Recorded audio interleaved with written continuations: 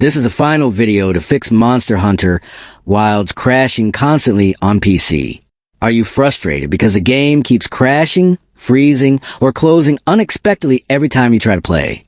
This usually happens because of outdated graphics drivers, corrupted game files, conflicting background processes, or incompatible system settings.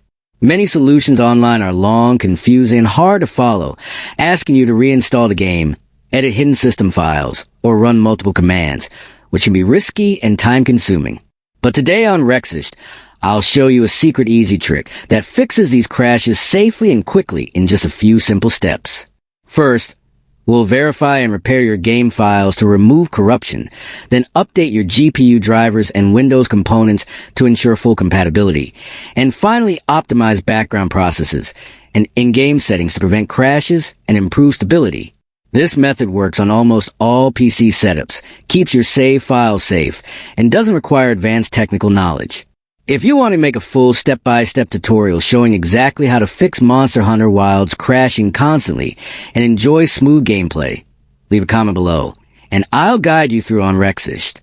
Try this trick today and get your game running stable without frustrating crashes.